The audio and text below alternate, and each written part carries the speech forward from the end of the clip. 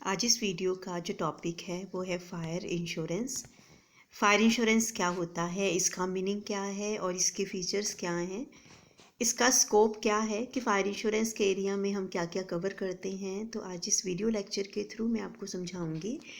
तो हम स्टार्ट लेते हैं सबसे पहले फायर इंश्योरेंस के मीनिंग के साथ कि फायर इंश्योरेंस क्या होता है। फायर इंश्योरेंस बेसिकली ये एक ऐसा इंश्योरेंस कॉन्ट्रैक्ट होता है इंश्योर्ड और इंश्योरर के बीच में, जिसमें इंश्योरर क्या कहता है, मतलब क्या प्रॉमिस करता है कि अगर इंश्योर्ड को आग लगने से उसकी प्रॉपर्टी को लॉस होता है, आग लगने की वजह से, एक्सप्लोजन होने की वजह से अगर प्रॉपर्टी को लॉस होता है तो उसको कंपेंसेट किया जाएगा इंश्योरेंस कंपनी के थ्रू, इंश्योरर के थ्रू। तो फायर इंश्योरेंस एक लीगल कॉन्ट्रैक्ट होता है इंश्योरेंस कंपनी और पॉलिसी होल्डर के बीच में, जिसमें गारंटी दी जाती है कि अगर कोई भी लॉस होता है, कोई भी डैमेज होता है जो पॉलिसी होल्डर की प्रॉपर्टी को हुआ है फायर की वजह से, तो उसे इंश्योरेंस कंपनी पे करेगी। इंश्योरेंस कंपनी आग लगने की वजह से जो भी इंश्योर्ड को लॉस हुआ है तो उसको पे करेगी, उसको कंपेंसेट करेगी। फायर इंश्योरेंस एक कवरेज प्रोवाइड करती हैं जो इंसिडेंट्स होती हैं, जैसे इंसिडेंट्स में आग लग गई है, ठीक है, ऐसी इंसिडेंट हो गई है कि जिसमें लॉस हो जाता है कुछ जलने की वजह से, एक्सीडेंटल फायर, अचानक से आग लग गई है, लाइटनिंग, बिजली का गिरना हो सकता है, एक्सप्लोजन, विस्फोट हो सकता है। तो उनके अगेंस्ट जो भी लॉस हुआ है, उनकी वजह से जो भी लॉस हुआ है, तो उसके लिए कंपेंसेशन प्रोवाइड करती है इंश्योरेंस कंपनी, अगर हमने फायर इंश्योरेंस करवाया हुआ है। तो इस तरह से फायर इंश्योरेंस, क्योंकि जब एक पर्सन बिजनेस करता है तो उसको बहुत सारी जो अमाउंट है वो प्रॉपर्टी के अंदर स्पेंड करनी पड़ती है, और अगर उस प्रॉपर्टी का लॉस हो जाए तो बिजनेसमैन के लिए बहुत बड़ा लॉस होता है ये, ठीक है, जिसको अदरवाइज तो कंपेंसेट करना पॉसिबल नहीं होता है। फिर भी वो उस लॉस से खुद को बचाने के लिए फायर इंश्योरेंस करवा सकता है, जिसमें अगर उसको कुछ लॉस हो जाता है ड्यू टू फायर तो उसका कंपेंसेशन इंश्योरेंस कंपनी उसको प्रोवाइड करेगी। तो फायर इंश्योरेंस करवाना बिजनेसमैन के लिए बहुत ज़्यादा ज़रूरी होता है। तो इसको डिफ़ाइन किया है फायर इंश्योरेंस को, जो इसकी डेफिनेशन दी गई है under section 2 sub section 6A insurance act 1938 के अकॉर्डिंगली। फायर इंश्योरेंस बिजनेस क्या होता है? देखो, जो फायर इंश्योरेंस बिजनेस है, fire insurance business means the business of affecting otherwise then independently to some other class of business, कि ये एक खुद में एक बिजनेस है और ये दूसरी क्लास ऑफ बिजनेस की हेल्प करता है। ये एक ऐसा कॉन्ट्रैक्ट होता है, एक ऐसा कॉन्ट्रैक्ट है इंश्योरेंस का जिसमें किस तरह के लॉस को कवर किया जाएगा, लॉस बाय और इंसिडेंटल टू फायर और अदर अकरेंस, कि अगर कोई और घटना हो जाती है जिसमें आग, मतलब कुछ जलना इंक्लूड होता है, customarily included among the risk insured against in the fire insurance policy.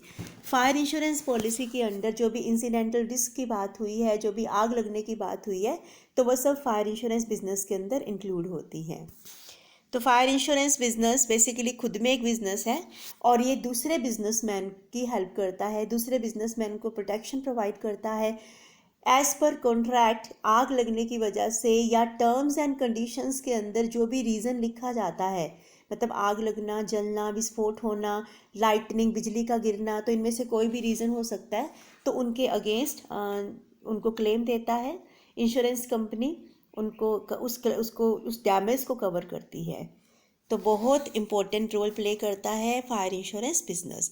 अब हम बात करते हैं कि फायर इंश्योरेंस के अंदर जो इसके स्कोप के अंदर हम क्या क्या इंक्लूड करेंगे। Scope of fire insurance, basically fire insurance के अंदर बहुत सारे ऐसे एरियाज़ हैं जिनको कवर किया जाता है। उनकी जो उस तरह के लॉसेस को कवर किया जा सकता है जो इन रीजंस की वजह से होते हैं। तो इसमें लॉस बाय फायर हो सकता है, लॉस बाय लाइटनिंग हो सकता है, लॉस ड्यू टू एक्सप्लोजन हो सकता है, लॉस ड्यू टू एयरक्राफ्ट हो सकता है, loss due to riot strike वगैरह हो सकते हैं, लॉस ड्यू टू टेररिज्म हो सकता है, loss due to natural perils हो सकते हैं, लॉस ड्यू टू लैंडस्लाइड्स हो सकते हैं। तो हम सबसे पहले बात करते हैं लॉस बाय फायर। तो लॉस बाय फायर के अंदर हम किस तरह की घटनाओं को इंक्लूड कर सकते हैं, किसे हम इंक्लूड करते हैं और किसे हमें एक्सक्लूड करना है।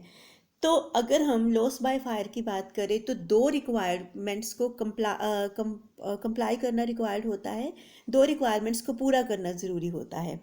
सबसे पहला तो क्या है कि आग सच में लगनी ज़रूरी है, एक्चुअल इग्निशन होना ज़रूरी है, और ये एक्सीडेंटल होना चाहिए कि अचानक से जानबूझकर आग नहीं लगाई गई है। अगर आग जानबूझकर लगाई जाती है, नेचुरल हीटिंग की वजह से आग लग जाती है, तो उसको हम फायर इंश्योरेंस के अंदर इंक्लूड नहीं करते हैं। या ड्राइंग प्रोसेस के अंदर अगर कोई आग लग जाती है, हीटिंग प्रोसेस के अंदर अगर कोई आग लगती है, तो हम इसको इंक्लूड नहीं करेंगे। अगर पब्लिक अथॉरिटी के कहने पर किसी प्रॉपर्टी को जलाया गया है, तो वो भी फायर इंश्योरेंस के अंडर कवर नहीं होता है। तो फायर इंश्योरेंस में है कि आग सच में लगनी ज़रूरी है और आग का एक्सीडेंटल होना ज़रूरी होता है। सेकंड हम बात करते हैं लॉस बाय लाइटनिंग। तो लॉस बाय लाइटनिंग में क्या होता है कि बिजली गिरने की वजह से जो आग लग जाती हैं, तो वो हम लॉस बाय लाइटनिंग के अंदर इंक्लूड करते हैं। बिजली गिरने की वजह से जब बादल गरजते हैं तो कई बार बिजली गिर जाती हैं, और बिजली गिरने की वजह से जो लॉस होगा तो वो भी इसके अंदर इंक्लूड होता है। लॉस ड्यू टू एक्सप्लोजन, विस्फोट होने की वजह से। तो विस्फोट जैसे बॉयलर वगैरह में अगर कुछ एक्सप्लोजन हो जाता है, ठीक है, तो उसको हम इसके अंदर इंक्लूड करते हैं कि बॉयलर होने की वजह से, उसके फटने की वजह से जो विस्फोट होता है, जो हानि होती है, तो उसको हम लॉस ड्यू टू एक्सप्लोजन के अंदर इंक्लूड करते हैं। तो ये ऐसा रीज़न हो सकता है जिसकी वजह से, एक्सप्लोजन की वजह से जो लॉस हुआ, तो उसको भी हम फायर इंश्योरेंस के स्कोप में ले सकते हैं। Loss due to aircraft, aircraft की वजह से अगर कोई लॉस हुआ है कि कोई आर्टिकल ऐसा वहाँ से गिरा है और उसकी वजह से जो लॉस हुआ है, तो उसको भी हम फायर इंश्योरेंस की कैटेगरी में लेते हैं। लेकिन अगर कुछ ऐसा हुआ है कि जो प्रेशर वेव्स होती हैं, कि जो दबाव किरणें होती हैं, अगर उनकी वजह से कोई लॉस हुआ है, तो वो फायर इंश्योरेंस की कैटेगरी में नहीं आएगा। नेक्स्ट आता है लॉस ड्यू टू राइट और स्ट्राइक वगैरह होने की वजह से, झगड़े होने की वजह से, राइट्स आपस में जो लड़ाई झगड़े वगैरह है, अगर किसी प्रॉपर्टी का डैमेज होता है राइट की वजह से, स्ट्राइक वगैरह की वजह से, तो उसको भी हम फायर इंश्योरेंस की कैटेगरी में लेते हैं। इसमें अगर कोई फिजिकल डैमेज होता है तो उसको हम फायर इंश्योरेंस में कवर कर सकते हैं। लॉस ड्यू टू टेररिज्म, जो टेररिज्म की वजह से जो लॉस होता है, मतलब उसमें अगर आग लगा दी गई है, तो वो भी हम फायर इंश्योरेंस के स्कोप के अंदर इंक्लूड कर सकते हैं। Loss due to natural peril, कि जो प्राकृतिक दुर्भाग्यपूर्ण कुछ ऐसी घटनाएं हो जाती हैं, तो उसको भी हम इसके अंदर इंक्लूड कर सकते हैं। जो हमारा फायर इंश्योरेंस है, जैसे तूफ़ान का आना, साइक्लोन होना, टाइफून होना, ह्यूरिकेन का आना, टोर्नेडो हो सकते हैं, फ्लड हो सकता है, तो वो सब कुछ नेचुरल पैरिल्स के लॉसेस में आते हैं। अगर इनकी वजह से कोई लॉस हुआ है तो हम इसको इंक्लूड कर सकते हैं। लेकिन इसमें अर्थक्वेक को एक्सक्लूड किया गया है, ठीक है। वोल्केनिक जो इरप्शन हो जाती है, तो उसको भी इसके अंदर से एक्सक्लूड किया गया है। भूकंप आ जाता है, ज्वालामुखी वगैरह हो जाता है, तो इनको इसके अंदर इंक्लूड नहीं किया जाता। फायर इंश्योरेंस के अंदर इनको कवर नहीं किया जा सकता है नॉर्मल अगर हम बात करें तो। लेकिन अगर आप इनके अगेंस्ट भी इंश्योरेंस पॉलिसी लेना चाहते हैं, तो आपको इनके लिए एक्स्ट्रा प्रीमियम पे करना पड़ेगा। नेक्स्ट आता है लॉस ड्यू टू लैंडस्लाइड्स। अगर लैंडस्लाइड्स हो जाती हैं, हिली एरियाज़ के अंदर अगर लैंडस्लाइड्स हो गई हैं, तो उसकी वजह से होने वाले लॉस को भी हम इंश्योरेंस के अंदर हम उसके लिए क्लेम ले सकते हैं। जैसे अगर कोई चट्टान खिसक जाती है, भूस्खलन हो जाता है, लैंडस्लाइड्स वगैरह हो जाती हैं, तो उसको हम इंश्योरेंस क्लेम के अंदर इंक्लूड कर सकते हैं।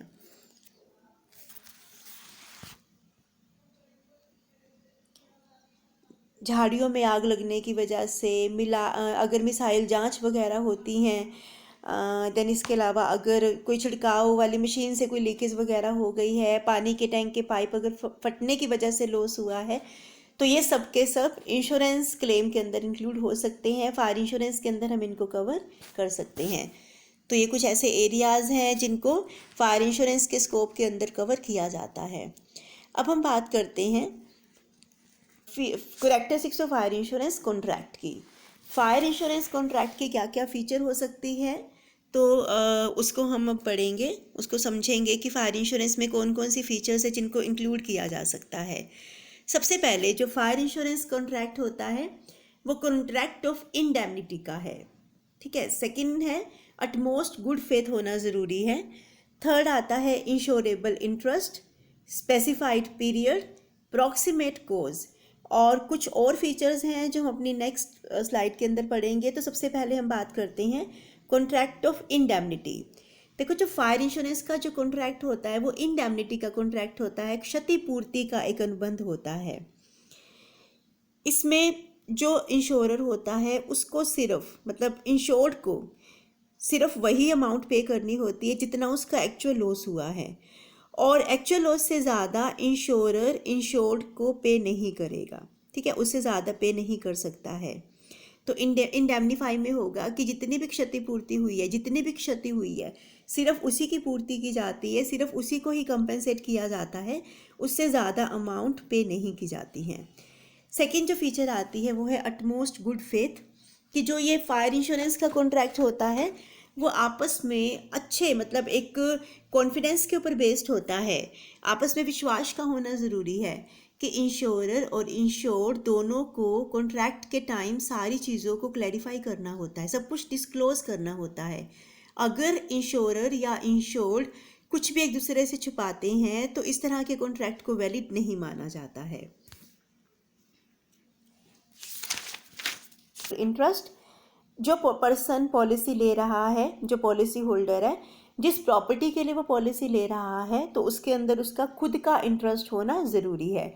जिस टाइम उसने पॉलिसी ली थी उस टाइम भी, और जब उसको क्लेम मिलेगा तो उस टाइम भी उसका उसके अंदर इंश्योरेबल इंटरेस्ट होना मैंडेटरी होता है। स्पेसिफाइड पीरियड, इंश्योरेंस पॉलिसी एक स्पेसिफाइड पीरियड के लिए ली जाती है।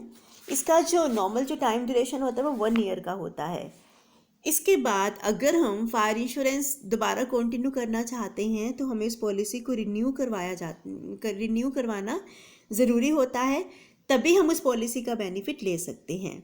प्रॉक्सिमेट कॉज का मतलब, अगर हम कॉज की बात करें कि किस वजह से आग लगी है, तो इसमें आग को इंक्लूड किया जाता है, फायर को इंक्लूड किया जाता है, या उसके रिलेटेड ही जो रीज़न हो सकते हैं तो उनको हम फायर इंश्योरेंस के अंदर कवर कर सकते हैं। जैसे मैंने अभी आपको स्कोप में बताया था कि आग लगने की वजह से, टेररिज्म की वजह से, राइट्स की वजह से, तो ये सब कुछ फायर इंश्योरेंस के अंदर कवर होते हैं।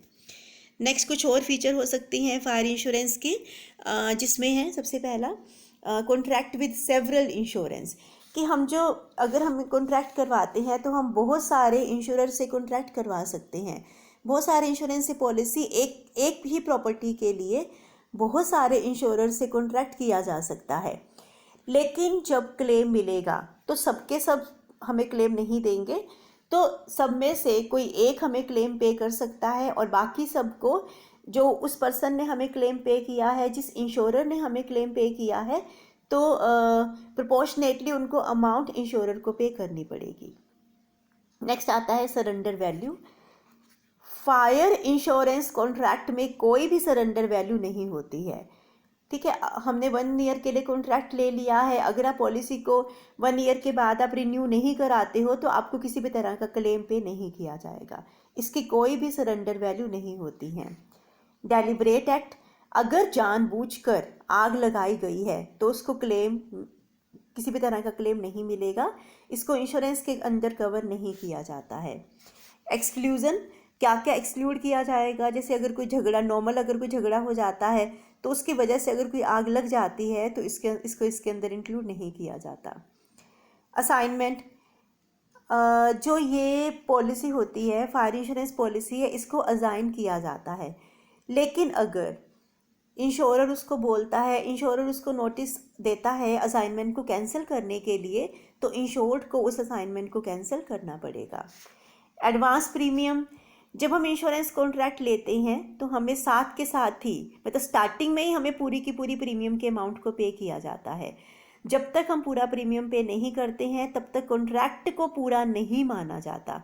तो अगर कॉन्ट्रैक्ट को पूरा करना है तो पूरे जो प्रीमियम की अमाउंट है वो पे करनी होती है। अगर हमने प्रीमियम पे नहीं किया है तो इंश्योरर किसी भी तरह के क्लेम को पे करने के लिए लायबल नहीं होता। सैल्वेज बचाव करना ज़रूरी है। जब बीमित को मतलब जो इंश्योर्ड है उसको पूरी तरह से इंडेमनीफाई कर दिया जाता है, उसकी क्षतिपूर्ति कर दी जाती है, तो जो प्रॉपर्टी होती है वो जो होती है वो इंश्योरर को ट्रांसफ़र हो जाती है। पूरा का पूरा जो राइट होता है वो अब इंश्योरर का होता है। मतलब अगर कुछ भी सैल्वेज बचा है, कुछ भी अगर बचा है, जो भी चीज़ें अगर बची हैं तो वो सारी की सारी चीज़ों पर राइट इंश्योरर का हो जाएगा।